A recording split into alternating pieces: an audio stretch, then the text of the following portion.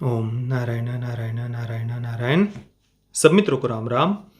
दोस्तों, अभी 4 दिन पहले टिप्स फिल्म्स ने अजमेर फाइल्स इस वेब सीरीज को अनाउंस किया। अभिषेक दुधैया इस सीरीज को डायरेक्ट करने वाले हैं, जो इससे पहले 2021 में डिज्नी प्लस हॉटस्टार पर रिलीज हुई अजय देवगन जी की भूज द प्राइड ऑफ इंडिया इस फिल्म को डायरेक्ट कर चुके हैं। हालांकि वो फिल्म टेक्निकली वेल मेड नहीं थी, काफी ज्यादा डिसअपॉइंटिंग, निराशाजनक ऐसी वो फिल्म थी।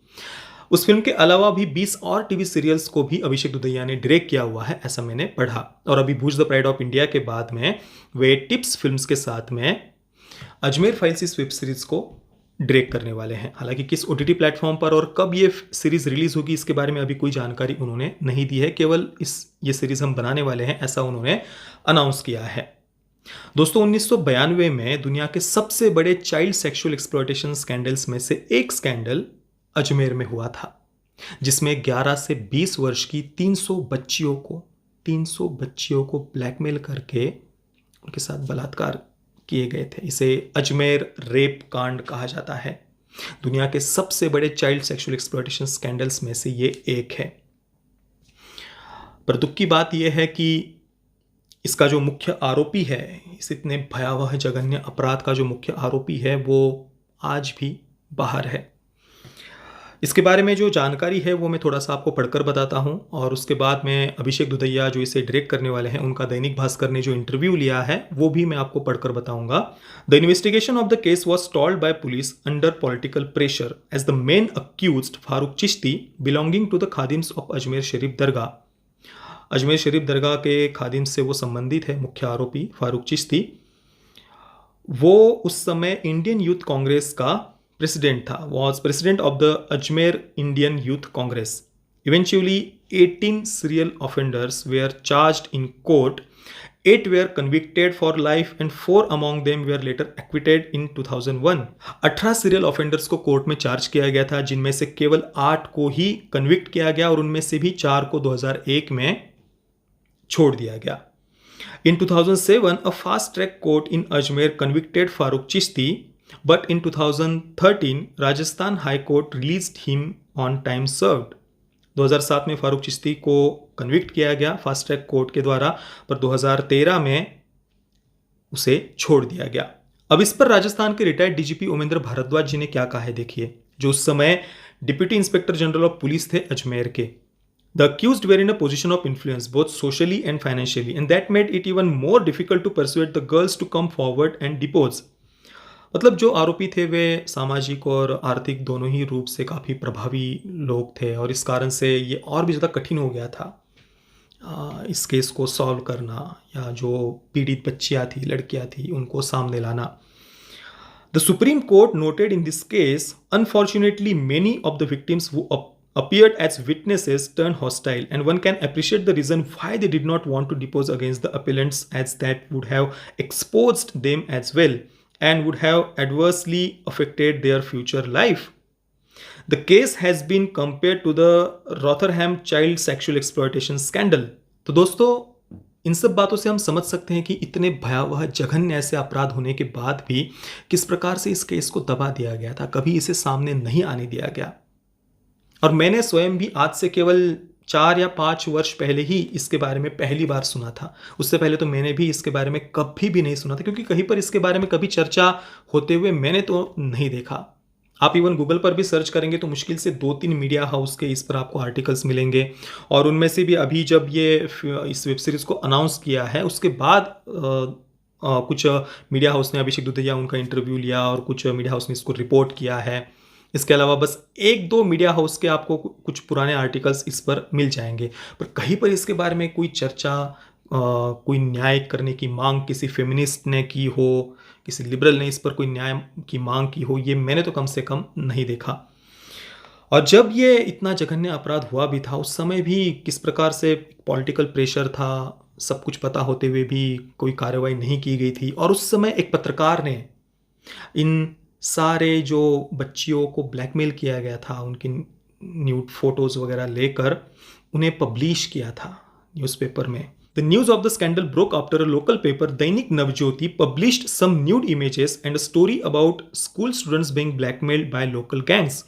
तो दैनिक नवज्योति इस लोकल न्यूज़पेपर में जब उन फ़ोटोज़ को, न्यूड फ़ोटोज़ को पब्लिश किया गया, उसके बाद में थोड़ा-सा कुछ दबाव बना था वहाँ पर पुलिस पर, प्रशासन शासन पर, तब थोड़ी बहुत इस पर कार्रवाई शुरू हुई थी। और उसके बाद भी हमने देखा कि जो मुख्य आरोपी है उसको छोड़ दिया जाना, अन्य भी कुछ आरोपियों को अभी तक पकड़ा नहीं गया है। कई सारी बच्चियों ने उनमें से सुसाइड कर लिया और अभी मैंने जो कुछ रिपोर्ट्स में पढ़ रहा हूँ, जिन पर जो पीड़ित उस समय बच्चियाँ थी, वे आज दादी-नानी बन गई है। सोचिए 1992 की घटना और आज भी किसी आरोपी को पकड़ा जाता है, तो उन्हें बुलाया जाता है पहचान के लिए।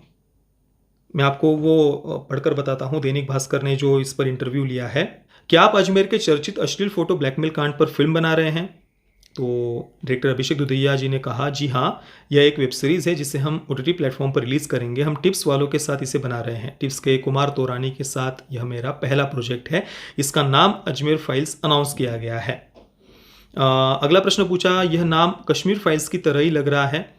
फिल्म का नाम अजमेर फाइल्स ही रखा है और विषय भी उसी तरह का संवेदनशील है। उन्होंने कहा कि बहुत से शीर्षक विचार प्रक्रिया में सामने आए थे, उनमें से इस नाम को चुना गया है क्योंकि जिस शहर में यह कांड हुआ था उसके नाम से ही यह नाम निकला है। देखिए, मुझे ऐसा लगता है कि जो फाइल्स सीरीज़ है, Vivek Agnihotri ji the Tashkent files उन्होंने बनाई, द कश्मीर फाइल्स उसके बाद उन्होंने बनाई और अभी द डेली फाइल्स वे कुछ समय के बाद में लाने वाले हैं। तो वे अपनी एक सीरीज़ बना रहे हैं, तो टिप्स फिल्म्स को कुछ अलग नाम सोचना चाहिए था, ऐसा मुझे लगता है। हालांकि फाइल्स ये नाम जुड़ जाने के कारण दर्शकों में उत्सुकता बढ़ेगी, ये एक अलग विषय, अलग बात है, ये एक पॉजिटिव बात भी है। पर फिर भी कुछ तो क्रिएटिविटी नाम खोजने में उन्हें दिखानी चाहिए थी, क्योंकि एक डायरेक्टर विवेक अग्निहोत्री जी, वेब उनकी वो सीरीज़ है ना, फाइल्स वे सीरीज़ बना रहे हैं, दूसरे फिल्म मेकर्स को उसका सम्मान करना चाहिए, ऐसा मुझे लगता है। अगला प्रश्न पूछा है, कश्मीर फाइल्स अंतर्राष्ट्रीय स्तर पर मशहूर हुई, देश के राजनीतिक सामाजिक सर्कल में उस फिल्म की बहुत चर्चा रही, क्या उम्मीद है अजमेर फाइल्स से? तो उन्होंने कहा, अजमेर ब्लैकमेल कांड भी मानवता को हिला देने वाला कांड था। हमें उम्मीद है कि लोगों को फिल्म के जरिए उस कांड की भयावहता की जानकारी मिल सकेगी। अब टिप्स फिल्म्स बॉलीवुड का ही प्रोडक्शन हाउस है, तो वो कितनी सच्चाई दिखाएंगे, इस पर काफ़ी सारे प्रश्न हैं मन में। मुझे तो कोई ज़्यादा अपेक्षा नहीं है कि वे पूरी सच्चाई दिखाएंगे। हो सकता है कि कुछ अपने आप को पॉलिटिकली करेक्ट रखने का वो प्रयास करेंगे, या कुछ ना कुछ ज़बरदस्ती का सेकुलरिज्म हो, पॉलिटिकली करेक्ट रखना हो, ऐसा कुछ ना कुछ वो अवश्य डालेंगे, ऐसा लगता है मुझे, ऐसा अनुमान है। पूरी सच्चाई वो दिखा पाएंगे ऐसा तो मुझे नहीं लगता, पर फिर भी कम से कम इसके अनाउंसमेंट के बाद से ही लोगों में कम से कम चर्चा तो होगी, पता तो चलेगा उस इतनी भयावह दुखद ऐसी घटना के बारे में। आगे इस आर्टिकल में उन्होंने जानकारी दी है कि अजमेर अश्लील फोटो ब्लैकमेल कांड के समय राजस्थान में सरकार भाजपा की थी और मुख्यमंत्री थे भैरव सिंह शेखावत। इस कांड का मास्टरमाइंड फारूक चिश्ती था, जो अजमेर शहर यूथ कांग्रेस का अध्यक्ष था। उसके सहित उसके बहुत से दोस्त और कांग्रेस पार्टी के कई पदाधिकारी भी इस कांड में लिप्त थे। कांड की शुरुआत कुछ ऐसे हुई थी कि आरोपियों ने एक बिजनेसमैन के लड़के से दोस्ती गांठकर उसका यौन शोषण किया और फोटो खींचे। उस फोटो के जरिए उसे ब्लैकमेल कर उसकी गर्लफ्रेंड को बुलाया, फिर उसका यौन शोषण कर फोटो खींचे गए और फिर उसे ब्लैकमेल कर उसकी फ्रेंड को बुलाया जाने लगा। इसके बाद जो भी लड़की आती उसका यौन शोषण कर उसकी आपत्तिजनक फोटो खींचकर उसकी किसी सहेली को बुलाया जाता। जयपुर के डॉक्टर जितेंद्र शर्मा कर रहे हैं अजमेर फाइल्स की रिसर्च में मदद, तो उनके बारे में थोड़ी उन्होंने जानकारी दी है। अब भी पीड़िताएं झेल रही बदनामी का दंश। ब्लैकमेल कांड में जो आरोपी फरार हुए थे वे अब तक पकड़े जा रहे हैं, अभी भी उनमें से कुछ को पकड़ा जा रहा है। ऐसे में जब भी कोई आरोपी पकड़ा जाता है तो उनकी शिनाख्त, उनकी पहचान और अन्य जरूरी कानूनी कार्रवाई के लिए पुलिस की ओर से पीड़िताओं को बुलाया जाता है। जिस वक्त यह कांड हुआ था तब ज्यादातर पीड़िताओं की आयु 16 से 22 वर्ष के बीच की थी। अब उनमें से ज़्यादातर अपने परिवार में व्यस्त है, वे नानी दादी तक बन चुकी है।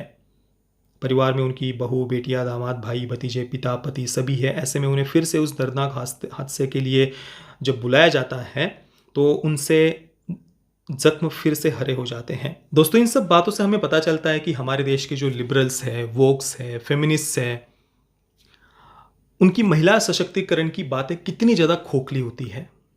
उनके सामने दिखाने के दांत और खाने के दांत कुछ और ही होते हैं।